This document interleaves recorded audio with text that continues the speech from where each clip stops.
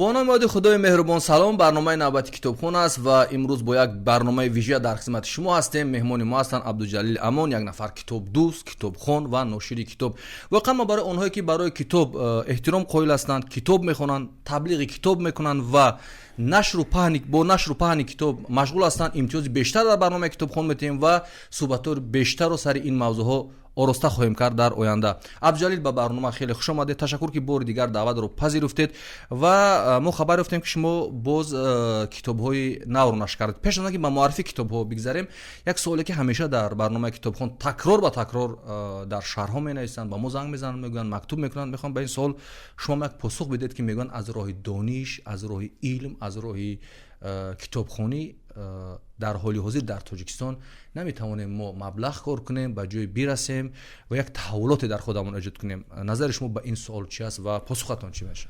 پیش از همه سلام و درودی سرشار از مهر به همه آن نفرانی که امروز ما را میبینند و به تمامی مردمی شریف و سربلند تاجیکستانی نازنین.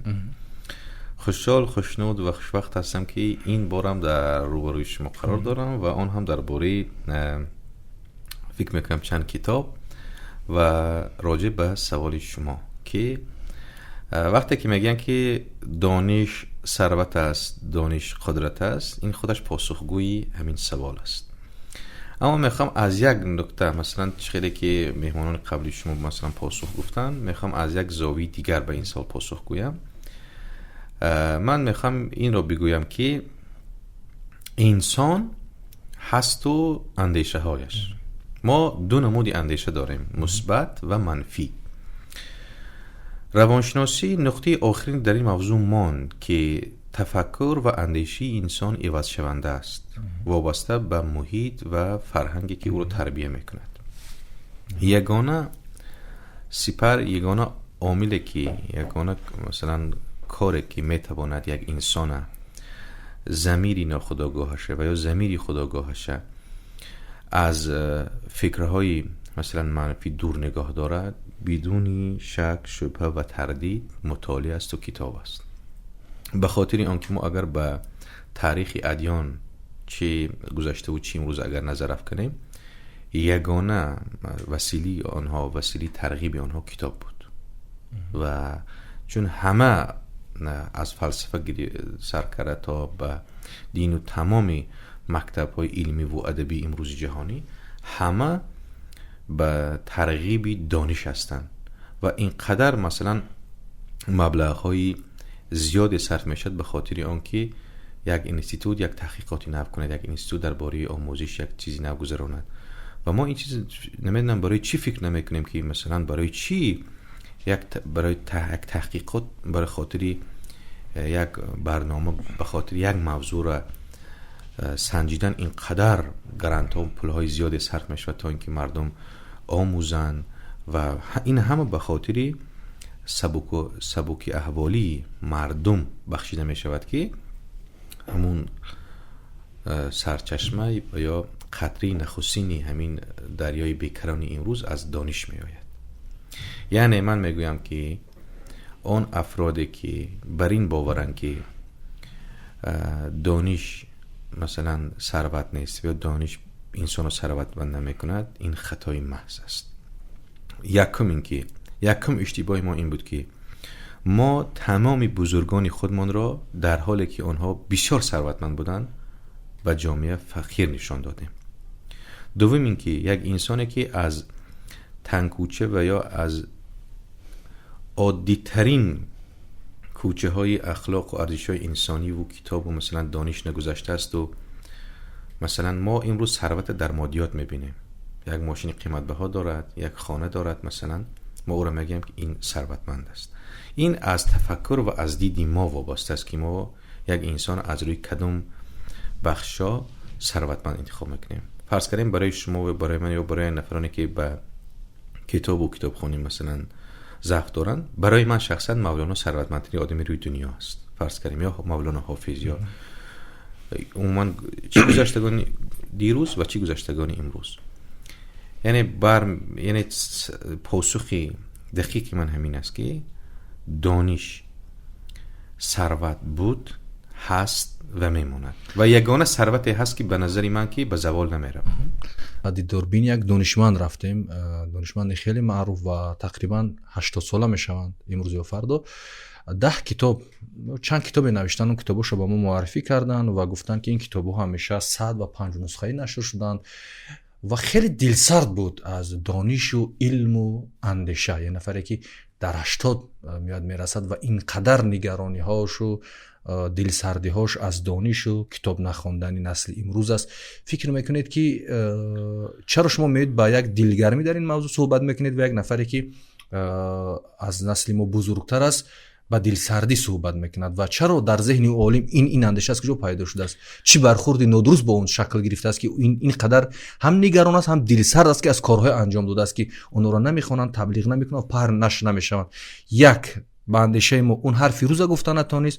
دو، کاری که او کرد برای جامعه لازم نیست. سه، مردم هنوز به قدر علم نمیرسند. پاسخ شما به این برخورد چی است؟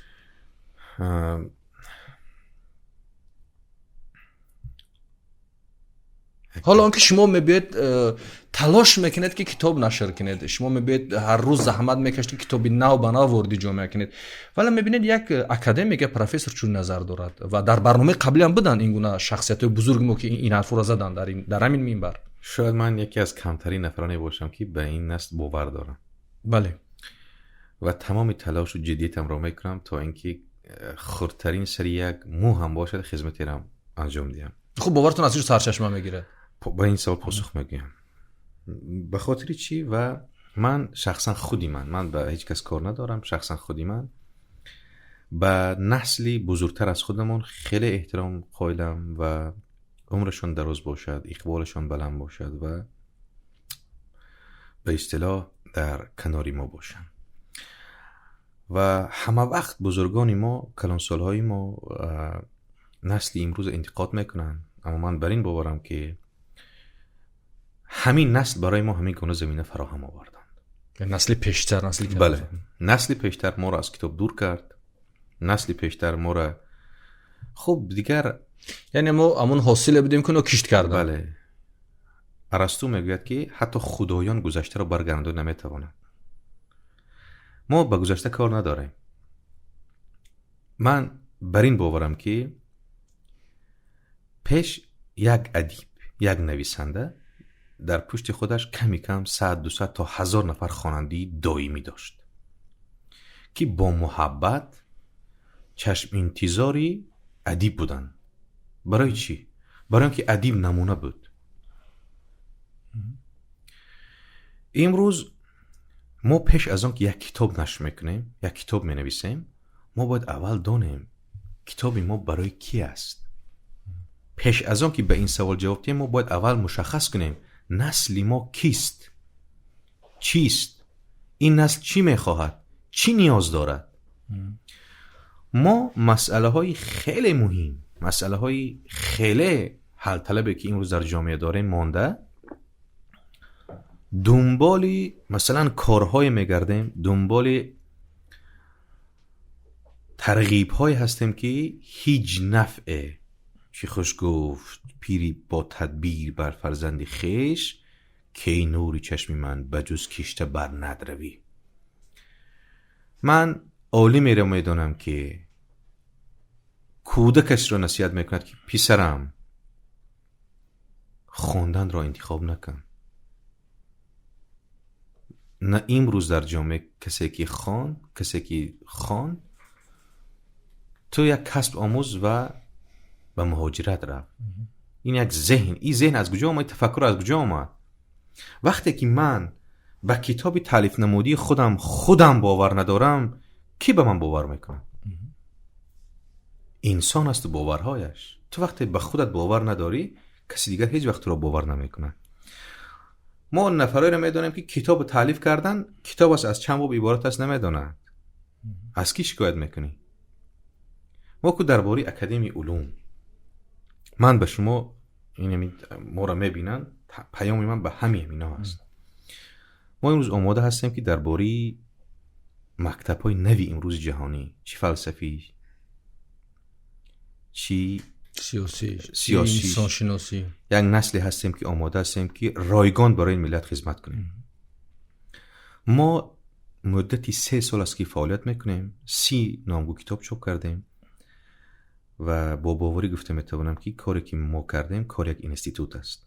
اما تا امروز یگان مؤسسه دولتی، یگان دانشگاه و دانشکده ما را حتی برای یک روزی واخوری با دانشجویشان دعوت نکردن. اگر مکتوبم کنیم به ما اجازه نمیدین. و عامل اساسی دور شدن جوانان ما از کتاب همین است که ما حق یک بار زیستن داریم. ما یک بار زندگی میکنیم. ما حق نداریم که اندیشی یک خواننده را با کتاب‌های پوچ، با کتاب‌هایی که خودی مؤلف نمیدونه چی نوشته است بند کنیم و کتاب‌هایی که باید مردم ما بخوانن از این کتاب‌ها محرومشون سازیم. این خیانت است. من فکر میکنم برای یک نسل، برای یک ملت. یک نفری که 8 کتاب مینویسد شما میگوید، اما این از کی انتقاد دارد؟ از خواننده، از ما، از جامعه، از جوانان. کی گفت که جامعه کتاب نمیخواند؟ اون عالم همین نظر داره، میگه کتاب من 100 نشر میشد. علت این است که مردم، من او باور دارد میارم که 1000 کتاب روسی خوانده میشود، میگه نه این باور دارد که کتابی او برای به درد هیچ کس نمیخورد. امروز اکادمی علوم زلی کلان دارد. تمام دانشگاه‌ها امروز وابسته به یک کتاب دانشجو دارن. چگونه وقتی که یک نفر نمیتونه کتابش معرفی کند در بینایی که خودش کار میکند، مثلا در اکادمی علوم‌ها، اینستیتوت زبان و ادبیات، اینستیتوت فلسفه فرض کردیم، میراث خطی، و یا مثلا امروز هر یک دانشگاه زلای 100 نفر 400 نفره دارن. چی میشود که ما وقتی که تشنه نزدی آب نمیرد، وقتی که دلت برای مهنت خودت میسوزد، باید کاری کرد، باید خواننده را پیدا کرد. من فکر میکنم این بهانه است. نمیشود، نمیتوانم، بزرگترین بهانه است که امروز ما داریم. خب شما فکر میکنید که یک عاملش گفتید که این ادیبا همون نفری که شکایت میکنه شاید چیزی درست نوشته نتونست، یا دقیقاً نتونست، یا به درد جامعه نمیخورد، یا خودش به کتابی نوشتهش باور ندارد. خب باید از زاویه دیگر نگاه کنیم که چی راه حلش شما دیدید. شما 3 کتاب نشر کردید و گفتید که ما آماده هستیم که از مکتب‌های فلسفی معاصر جهان بگیم، از سیاست جهان بگیم، از پیشرفت‌های دنیا بگیم. شما چی را دیدید و اونا چی دارن که امروز ما از او کمبود داریم در تبلیغ و در نشر و در پند؟ شما چند تا کتاب بگید بعد بگذاریم به معرفی کتابا. یعنی ما چیکار کنیم؟ یعنی لحظه که ما من شما هستیم چیکار کرده میتونیم که حداقل ما نمیتونیم 10 میلیون در یک شب روز کتاب خوان کنیم، حداقل یک گروه خورده به سمت اندیشه کردن بیاریم. از کتاب خواندن یک طرف، مردم ما اندیشه هم دارد، ذوق کتابخوانی هم دارد، کتاب دوست هم هست. اینو در کجا هستن؟ در تاجیکستان عزیز. وقتی که شما درباره یک کتاب یک گپ میزنید، شما را 100 نفر تماشا میکنن. اینا کی هستن؟ این جامعه که شما میگید در کجا هستن؟ خب اینا ما ممکن این نفر سیرکار است، مثلا ممکن ما نمیتونیم به ذوق این مردم رویم. و اینجا حالا من گپ میزنم مسئله اندیشه.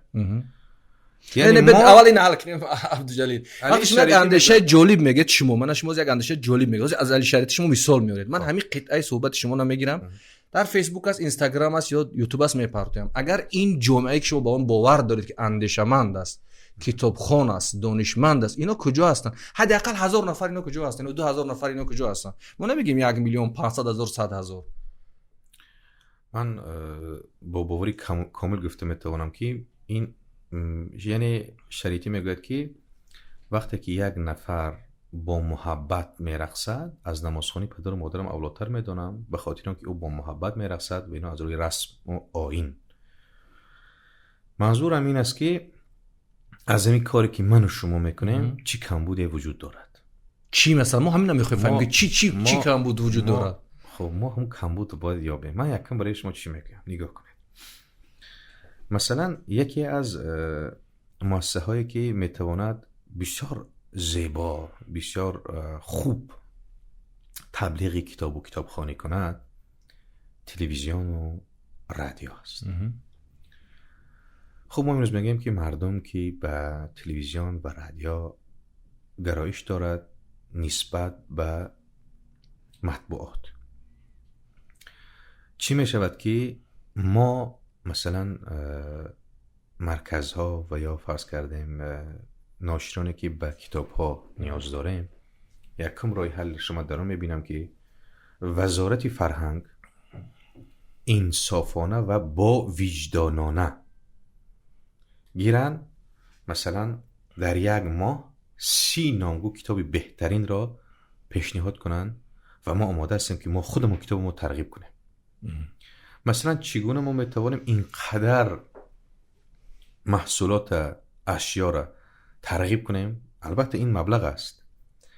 در برابری همین برای که راهبران ما که دست در پیش سینه، من نمیدونم اون محبت راستین است یا دروغین است. اگر راستین است پس بیاین ما در یک جایگی بیایم یک روز مثلا یک نفر ما یک 5 دقیقه درباره یک کتاب ما صحبت کنیم، در همچون برنامه نه نمونه همچون رکلام، همچون رولینگ تبلیغاتی در قطار دیگر رکلام ها همین کتاب رو گذارن که مردم هم یک بار ببیند که راهبرش کتاب میخوند، هم کتاب میخواند و هم ترغیبی کتاب است. ما میبینیم یک برنامه 15 دقیقه فرض کردیم درباره کتاب است، ساعت 11 شب میمونن برنامه را. اما یک برنامه که مثلا تفریحی هست و نمیدونم چی هست و مثلا جنبه تجارتی دارد، او رو در ساعتی که میمونن که مثلا همه امکان دیدن داره. این یک عاملش. دوم عاملش در همه دانشگاه ها درس‌های تربیوی است.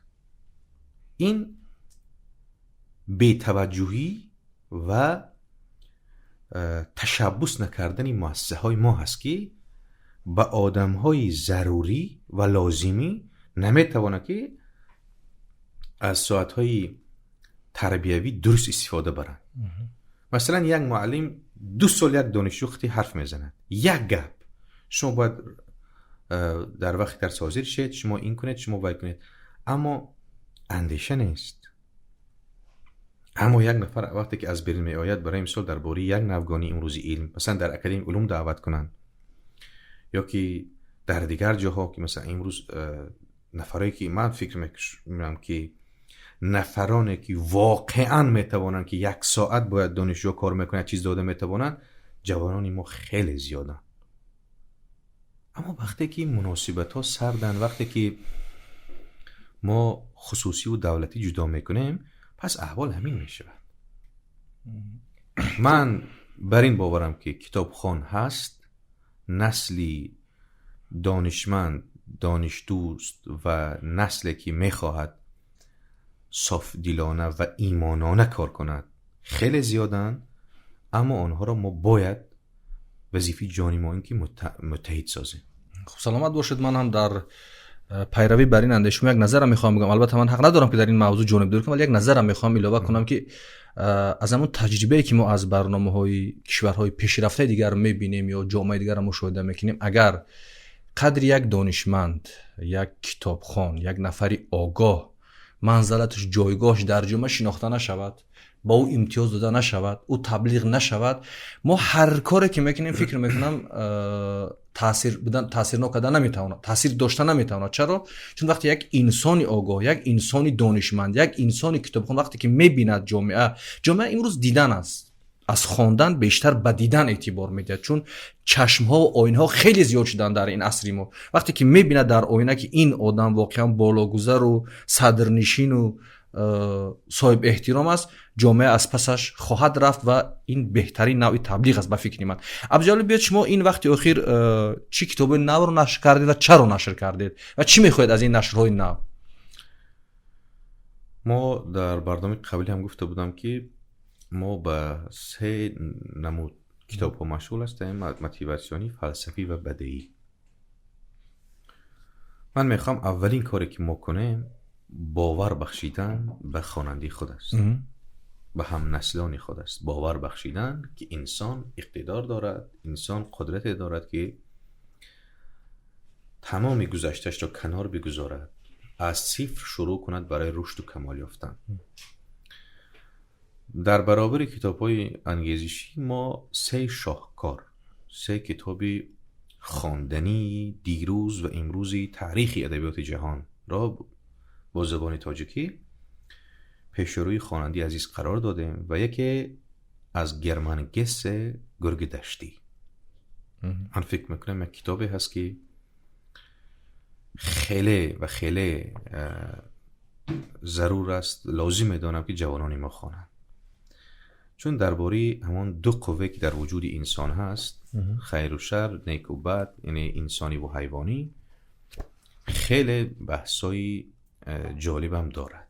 معرفی کنیم گرگ دشتی هرمن حسی ترجمه سلیم زرافشانی و این مرکز خیرات نشر کرده است و عبدالجلیل میگن پیام‌های خوبی دارد برای خواننده و یکی از کتاب‌های سیرخواننده ترین دنیا هست. با زبان تاجیکی در مغازه‌های کتاب فروش تاجیکستان موجود است. شما از هر نقطه کتاب فروشی میتونید این کتاب رو دسترس کنید. بار دیگر یادآور میشم که این با ابتکاری مرکز خیرات نشر شده است. عبدالجلیل شما رو بیشتر ایراد میگرفتن که فقط با کتاب‌های موتیواسیونی و انگیزشی سر و کار دارید. این ایرادها باعث گشتن خودتان اقدام کردید و قبلا هم که در صحبت‌های خاص میگفتید که با این سمت فلسفه و ادبیات هم روزی خواهید رسید و این اودیتوری که بیشتر با کتاب‌های کمی سبک‌تر به اندیشه جامعه ما میرفتن با سمت کتاب‌های جدی‌تر بروند. و زبان این کتاب چگونه است از نگاه شما همچون یک ناشر کتاب؟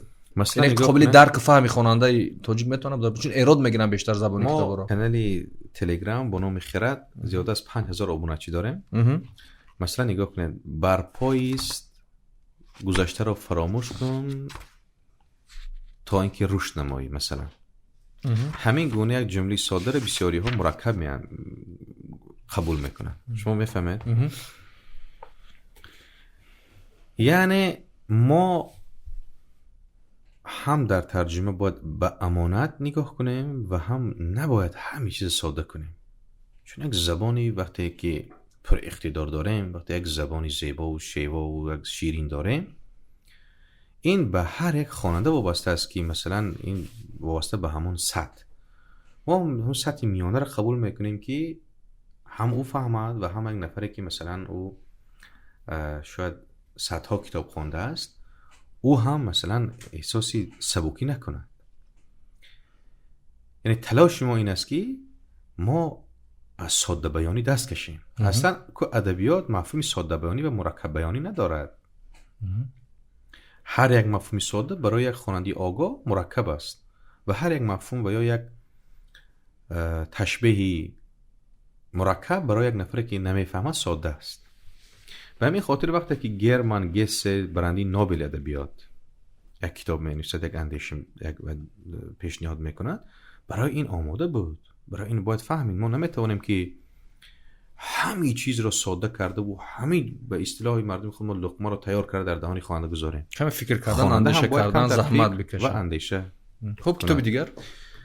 یک کتاب دیگر داریم، چون امروز جوانان زیادی ما درباره ثروت گپ میزنن و خیلی که در اولی آغاز ما هم بود که دانش ثروت است. به همین سوال پاسخی بسیار روشن اسکات فیتزجرالد، استادی ارنست همینگوی، در همین کتابی اسکات فیتزجرالد یک بحثی بسیار زیبا میکند که او ثروت را دو گونه شرح میدهد. میگوید که ثروتی که از قدیم به یک نفر میموند و ثروتی که خودش دارد. همینجا این فیتزجرالد نفری بود که به عشق مثلا نرسید، برای اینکه کم بی‌ذات بود و اما یک دانش، یک ثروت داشت با نام تجربه هایی که باید زندگی را از دیگر مسیر باید میدید. او اگر به دیگر مسیر می آمد حتما می رسید، اما او از بس که تفکر و دید و اندیشه و مثلا همین گونه یک اندیشه خراب کننده داشت که حتما انسان باید مادیات داشته باشد تا اینکه موفق شود، با همین اندیشه خراب تا با آخر ناکام شد. یعنی با قول سعدی کاش انسان دو عمر می داشت، یک عمر تجربه میکرد و یک عمر دیگر اون تجربه رو اثر نو زندگی میکرد تا اشتباه نکند. همین کتاب بسیار به عشق میرود، یعنی عشقی بین پسر و دختر، ولی یک نقطه جالب دارد. در همین جا یک نقطه جالب دارد. شما از باوری گفتید وقتی که هر وقت به خانه همون معشوقش نگاه میکرد چراغ سبز بود. من وقتی که این کتاب رو اول چند بار یک دو بار خوندم، دوم بار خوندم، سوم بار خوندم، بعد به این نقطه متوجه شدم که همون چراغ سبز همیشه امید میداد به این نفر که تا حرکت کنه تو زندگی، همون امیدی که شما باوری گفتید از یک چراغ سبز میگیرید. و همین کتاب ما رنگی سبز کردیم به این معنی که از نقطه روانشناسی هم رنگی سبز معنی امید است، معنی سبزیش است، معنی رویش است. یعنی من فکر میکنم که در وجود انسان همه وقت یک برگ سبز وجود دارد و این ما هستیم که کدومی رو زیاد آب میدهیم، کدومی رو زیاد پرورش میکنیم. امید و مثلا میگن که اگر از انسان آرزو و خوب رو بگیرن، فقیرترین یعنی سسترین و بیچاره ترین مخلوقی رو دنیا انسان است. یعنی این فیزیرال درباره همین امید خود شما به همون چراغ سبز چی فکر کرد وقتی خوندید و تحلیل کردید؟ برداشت شما چی بود از اونجا؟ البته من فکر میکنم که خواننده که این کتاب رو میخوند خیلی خیلی با دقت بخوند. یعنی جاهای چیزهایی دارد که چرا که گفتید درباره ثروت، درباره امید، درباره اشتباه کردن، هر یکی ما میتونیم با هم اشتباهی که نفر کرد در روز در زندگی مواجه اون بشویم. ولی برای من واقعا همون وقتی که میگه هر بار که نگاه میکردم چراغ سبز بود، یک امید، یک احساس در دلش پیدا میشد. و من فکر میکنم که چراغ‌های سبز در زندگی ما خیلی زیادن و اونا میتونیم از هر جایی بگیریم. شما فکر شما چی از در همین نقطه؟ وقتی که ما به عرفان خودمون اگر تکیه کنیم، شمع و چراغ یک معنی بسیار بزرگی عرفانی دارد. چراغ دی شیخ همه گشت با چراغ گشت کزدی ودود ملول انسان آرزوست. من فکر میکنم چراغ همه وقت معنی بودن و نفس کشی یک نفره که دیدش، نگاهش، اندیشش همون چراغ است. یعنی همون نفس کشی، همون نفری هست که با او دلش میتپد. یعنی او از خواب بیدار میشود و روز رو شام میکند و شام رو روز میکند به خاطر چراغ سبز. بله. و فکر میکنم که بگذار وقتی که یک ادیب یک اثر مینویسد، عینک و همون دیدی نو رو از چشمای خودی خواننده میگذارد و هر دو دستی به دست واردی ماجراها میشوند تا اینکه هر نفر به دیدی خودش، به نظری خودش، به همون اندیشه‌ای که دارد به یک کتاب میتواند توجه کند. و بگذار دوام این موضوع را، دوام این محتوای این کتاب را خودی خواننده خواند، درک کند و ببیند که مثلا ما حالا اگر هم رمز و راز این کتاب رو آشکار کنیم شاید که جالب نباشه دیگر برای خواننده. گتسبی معظم یا همون ولی که گتسبی که در فروشگاه کتاب خیلی مشهور است، این کتاب به زبان تاجیکی، روسی و انگلیسی در کتاب فروشی تاجیکستان دسترس است. این کتاب رو مرکز خیرات به تازگی نشر کرده است با زبان تاجیکی در ترجمه سلیم ظرفشانفر و شما میتونید که این کتاب رو از نقطه فروش کتاب تاجیکستان دسترس کرده بخونید و این پیشنهادی کتابخانه هم میتواند باشه، چرا که خودی ما این کتاب رو مطالعه کردیم و از توصیه‌اش هیچ گپ پشیمون نمیشیم و واقعا کتابی جالب است. من به همه هواداران برنامه کتابخانه و آنهایی که کتاب رو تا نخوندند شروع کنید، از همین رو شروع کنید به خوندنش و پشیمون نخواهید شد. خب کتابی دیگر و چون کتاب بسیار گفتیم بیننده ما رو خسته نشود، میخوام چی بگم که لویجی پراندلا بسیاری خواننده ما یک مفهوم بسیار کم اهمیت میدیم. مثلا در ما میگن که من گر کی چی میگوید، بین گر کی میگوید. ما داشتیم، اما در جامعه امروزی ما وقتی که با مردم سر کار میکنیم، او اول نام مؤلف را میبینه. اگر نام مؤلف مثلا کم مشهور و گوششنو باشد و شنیده باشن، در میگن اگر کتابی برای مثال برخوردی اون نباشد، برای او لازم نباشد، همون رو میگیرد. و با این خاطر میگم که لویجو پراندلا از زمره آن نویسندگانی بود که سال 1934 صاحب براندی نوبل ادبیات شد. یکی از بهترین نویسنده ها هست. و شادروان ماتیا پاسکال و بخش عبدالله، خود شما چه انتخاب میکنید کتاب؟ بازی گفتید که خواننده ما بسیار میخواد دنبال نویسنده‌های مشهور برود. بله. ولی خود شما چه خیلی انتخاب میکنید کتاب؟ براتون مهم نیست که کی است مؤلف یا که گاه سراغ مؤلف هم میروید؟ بله، ما مثلا حاضر روی خط همین نفرانی که مثلا از اولین برندگان ادبیات تا به این روز آمدن، ما همون نفران روی خطشون داریم و تلاش داریم که اقلاً پررن همین نفرانی که برندگان نوبل ادبیات هستن یک کتابیشون رو کمی در کم برای خواننده تاجیک پیشنهاد کنیم. یعنی اقدام جالب است. یعنی برندگان نوبل. و در برابر این مثلا ما علاقه کتاب گرگ دشتری در شکل اودیویی پیشنهاد کردیم و می‌خوایم که همین کتابایی که ما نشر می‌کنیم در شکل اودیویی رایگان برای مردم پیشکش کنیم. یعنی می‌خواد معاصر هم قدم با زمان هم قدم با جامعه باشه. مثلا حالا نیت داریم که کتاب‌های نو ما را همین گویش اودیو رو در فلش کرده در این کتاب مونه نفری که مثلا با تاکسی راه میرود برای مثلا که در تلفنش گذاشته هنگامی مثلا بیکاریش میتواند گوش کند و اگر یک سفر کنم فرضاً با خوجند یا با کلوب میتواند یک کتاب رو گوش کند. مثلا پرواز دارد، پرواز 2 دارد ساعت برای مثلا میتواند یک کتاب در پروازش یگان مثلا فیلم یا یگان چیز بیهوده نیو بگذار یک کتاب چی کند. خب شادروان متیه پاسکال چی پیام دارد این کتاب؟ پیامی همین یکی از پیام‌هایش میگم همین است که از ما بسیاری ها خیلی ما گفتم که ما بهانه تراشی میکنیم، یعنی اکن به گذشته ما بسیار اهمیت میدیم. وقتی که مرگ شادروان متیه پاسکال را اعلان میکنن میگن که این ففتی ای از این خبر بسیار خرسند میشود و به دیگر جا سفر میکند و در اونجا خودش از دوباره میسازد. یعنی یکی از همون جالبیت های این کتاب همین که برای همون نفرانی که بهانه میکنن که مثلا این گذشته ما خراب بود، ما اگر فلان با فرازن مرگ تمام شدیم، همه چی از بین رفت، شروع دوباره، احیای دوباره. یعنی انسان باید همه وقت باید احیا داشته باشد. یک کس بهموش فکر نمیکنه این باشد که بودن انسان ها مهم است. بسیارا میگن که بودن یک انسان مهم است، ولی وقتی که نفر این کتاب میخواند و دوم بار میبیند که اون مرگش اعلان میکنه ولی زنده است، باز بعداً برمیگردد. فکر نمیکنم اگر ما موافق میشد، اگر کمی نادرست تر فهمیم پس به این نتیجه میرسیم که بودن و نبودن گاه اهمیت ندارد، بودن یک نفر در جامعه اهمیت ندارد، انا همین جنده بودن و نبودن اهمیت ندارد. انا همین جنده ما برمیگردیم سری همون ثروتی که شما گفته، یعنی همون اندیشه و همون مطالعه که انسان به تفکر و به اندیشه کردن وادار میکند، انسان از همون دوراهی گمان تردیدها بیرون میبرد.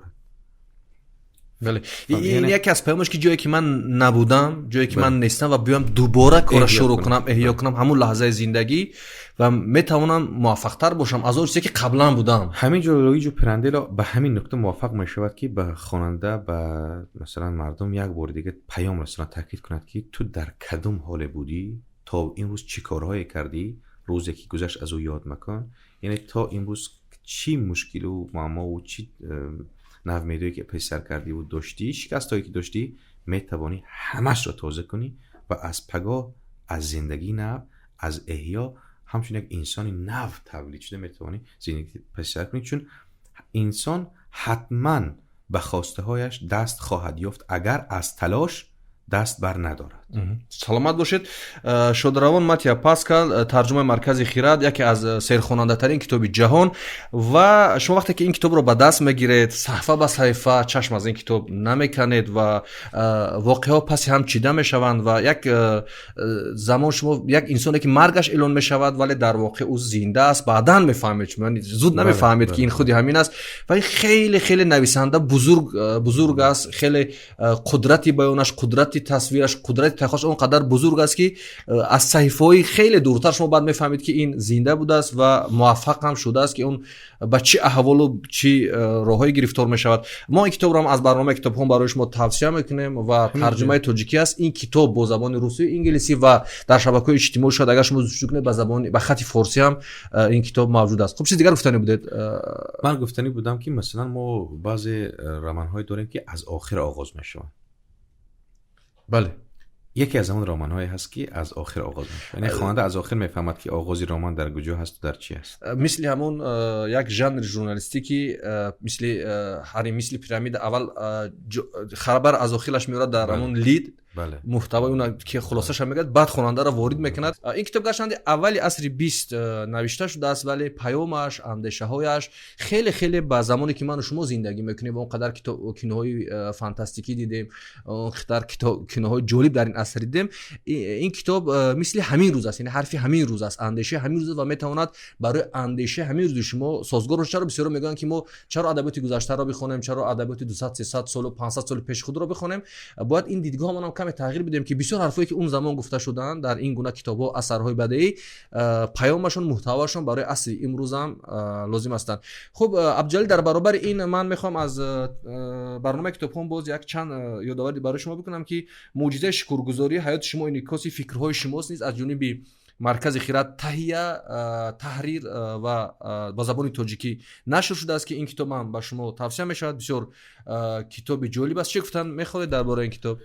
من همه قدر میگم که روندا برن یکی از نویسندگانی بانوی که امروز مثلا خیلی معروف است، خیلی محبوب است و 4 گونه کتاب دارد و ما 3 نامگو کتابی این روندا برن رو به زبان تاجیک نشر کردیم.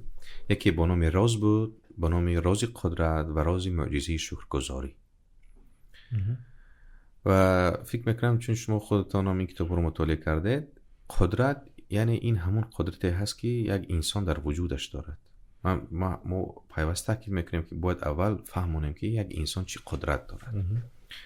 دوم اینکه چرا مثلا امروز طوری شما گفتید سلام سحر که از خواب برمیخیزیم سلامت هستیم، خوشحال از خواب برمیخیزیم، اما شکرگزاری و سپاس نمیگوییم.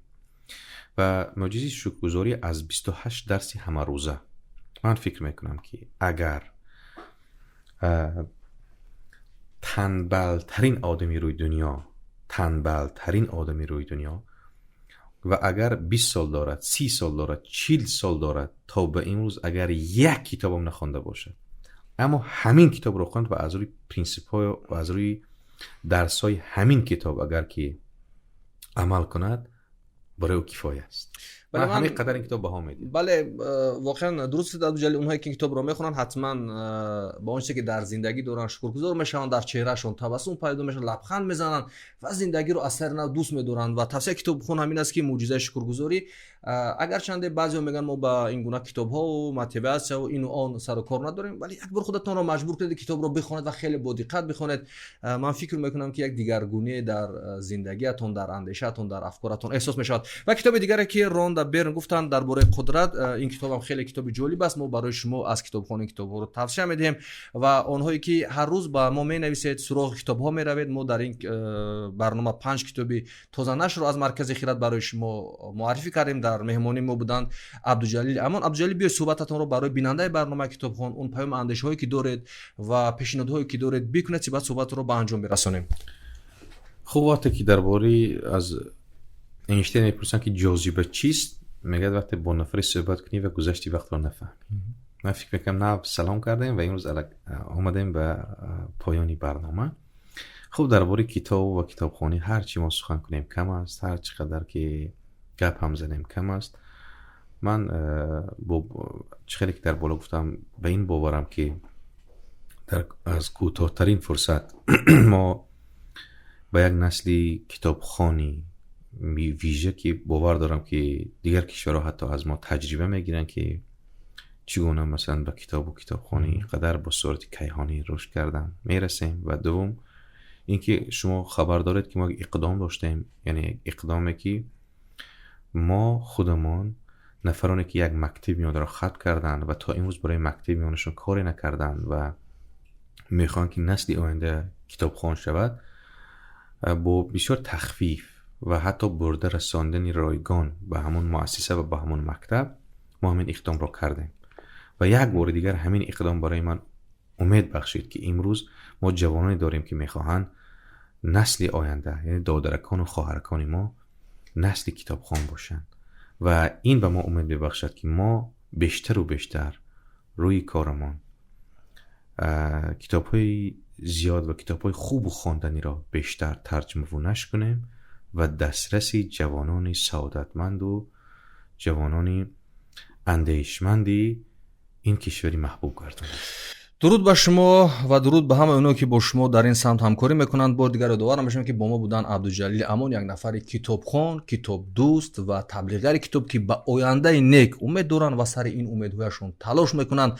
و ما دعاگو هستیم که این گونه افراد در جامعه ما زیاد شوند و هدف نهایی برنامه کتابخانه و شعار همیشگی ما همین است که روز فرا برسد مردم عزیز تاجیکستان، مردم شریف تاجیکستان یکی از ملت‌های سرخواننده ترین، سرمطالعه ترین در جهان باشند. این برنامه کتابخوان بود. تا برنامه آینده در حفظ و پناه خدا باشید. خدا یاری و براتون.